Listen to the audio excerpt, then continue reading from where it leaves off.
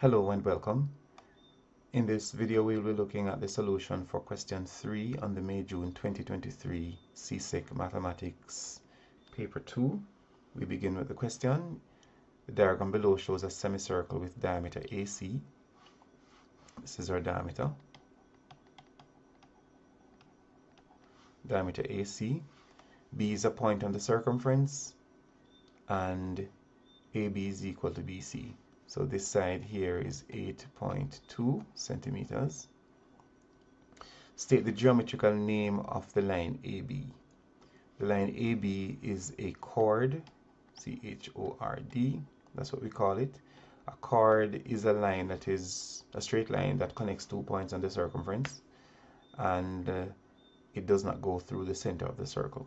Once it goes through the center of the circle, you know that it's called a diameter. Otherwise, if it just connects 2 points on the circumference and it's straight, we call it a chord. Find the value of the radius of the circle. Now we know that the diameter is made up of 2 radii.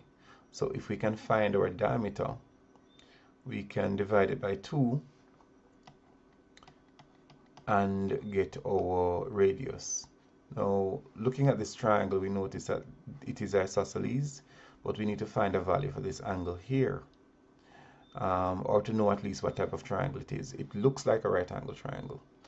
However, you need to be sure, and we can know from circle theorems that the angle drawn in the semicircle is always a right angle. Whatever angle you draw on the diameter from the circumference to the end points of the diameter, that is always a right angle. So this is 90 degrees. And because it is 90 degrees, we can use Pythagoras' theorem to calculate the diameter. Let's do that. So the diameter AC square is going to be equal to 8.2 square plus 8.2 square. And that means that we have 134.48. And of course, we need to find the square root of that. 134.48 gives us 11.6 centimeters. So the diameter is 11.6 centimeters. And now we need the radius. So all we need to do is to divide our 11.6 by 2. And just punching that into your calculator, we end up with 5.8 cm as our radius. Moving on to the other part, it says that each angle in a regular polygon, each interior angle in a regular polygon is 160 degrees. This is important. Regular here means all angles equal to each other and the sides are equal as well.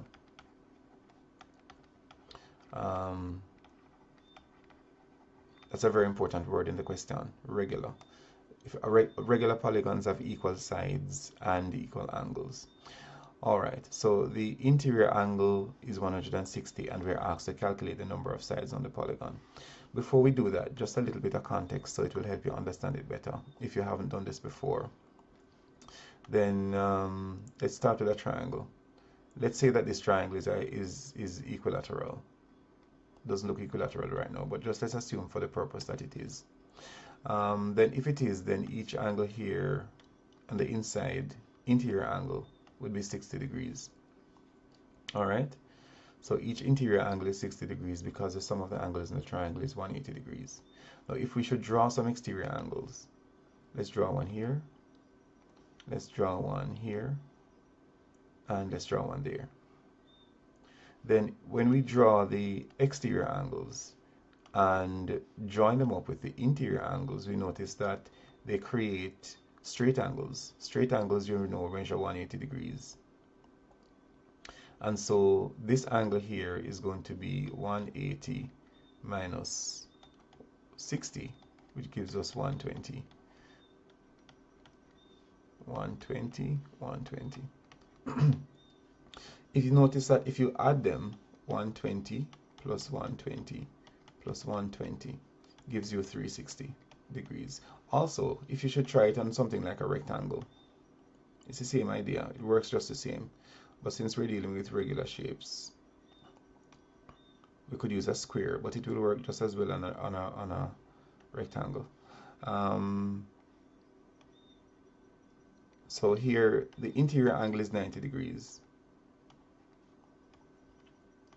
But you will also notice again that the exterior angle is also 90 degrees, because 90 plus 90 is 180. So this one has 4 exterior angles, and 4 times 90 gives you 360 as well. So you will realize that when you add all the exterior angles in a regular polygon, and for any polygon I think, then the sum will be 360 degrees. So sum of exterior angles in a polygon is equal to 360 degrees. Now let's use this to answer the question, because if this is true, then the number of sides is equal to 360 divided by the exterior angle. So in this case, 360 divided by 120 gives you 3, the number of sides in the triangle. 360 divided by 90, the exterior angle, gives you 4, the number of sides on the rectangle. So if we should draw a diagram answering our question now, draw a diagram. Say this is our 160 degree angle. All right, 160 degrees, and then we should draw in our exterior angle. Then the exterior angle is going to be 20 degrees, because 160 plus 20 is 180 degrees, and it will form a straight angle there. So the number of sides then is going to be 360 divided by 20, which is 18. So it has 18 sides. So this is the solution to our question. The rest of it is just provided as information. In case you have never done this before, this is how we go about answering that kind of question. The next part of the question has to do with transformations. And here it says we have a trapezium drawn on the grid, and we are to draw the image of A. This is A, the trapezium, after it undergoes a reflection in the line x equal -1. So let's make a reflection line. Let's make a mirror through x equal -1. This is the x-axis, this is -1, so this line is x equal -1. All right, having drawn that axis, we are going to reflect that shape. So what you notice about reflections is that the object must be the same distance from the mirror. So this point here, being 2 boxes away from the mirror, is going to be 2 boxes on the other side, same distance apart. This one, 3, 1, 2, 3, it's going to be 1, 2, 3 apart. This one is 1 behind that, and this one is directly below. And we can just use straight lines to connect those, and that will be the image of the trapezium, the image of A, after it undergoes a reflection in the line x equal -1. Since this is our A, we can call this A prime, meaning the image of A after it goes through the reflection in the line x equal 1. Oh yes, label it A prime. There we go. Let's look at the next part of the question. The diagram above, drawn on the same diagram, draw the image of A after it undergoes a translation with vector 4, -7. 4, -7 means that we should shift this diagram 4 places in the positive direction and shift it 7 in the negative direction. So we're going to shift it this way and then that way. Now this point, let's start with this point here. We're going to shift it 4 units in the positive direction. Notice on your axis that we're getting positive as we go that way, and we get negative as we go down the x-axis this way. All right, so let's shift it 4 places. 1, 2, 3, 4, and then we shift it 7 down. 1, 2, 3, 4, 5, 6, 7 goes there. Alternatively, if you wanted to do it another way, then the coordinate for this point is -4, +4. -4 on the x, +4 on the y. So we write it as -4, +4.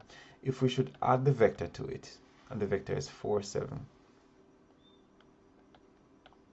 then we're going to end up with -4 + 4 is 0, and 7 + 4 is, oh, this is a -7.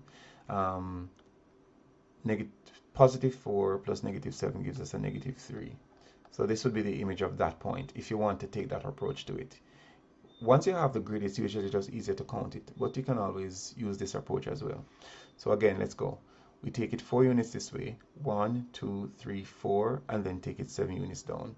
1, 2, 3, 4, 5, 6, 7, and you realize that we are at the coordinate 0, -3, which is the same as this. Let's take this one now. Same thing, we're going to go 4 units to the right and 7 units down. So 1, this point, 1, 2, 3, 4, then 1, 2, 3, 4, 5, 6, 7, and this is where we stop. And this point, 1, 2, 3, 4, then 7 down, 1, 2, 3, 4, 5, 6, 7. And you can figure out by now that this point is going to land right below this one, this other point. And then again, just use your ruler and pencil to connect up the points, and you would have done your image. And we are going to label this as a double prime. Alternative, like I said, you could have taken the coordinates one by one, add them up, and found your result by adding the vector to it. So this one would be -3, this point would be -3, +2, -3, +2, and we're adding the vector for -7 to it. Then you would have gotten 1, 4 plus -3 is 1, and 2 plus -7 is -5. So you realize that this point is here at 1, -5. It's always easier if you have the grid to just count it and draw the image. If you want to do that other way, no problem. That brings us to the end of the question. Thank you very much for watching. If you like the video, please remember to share it with somebody who needs to learn these things. And of course, subscribe if you haven't subscribed to the channel. Thank you very much, and until next time.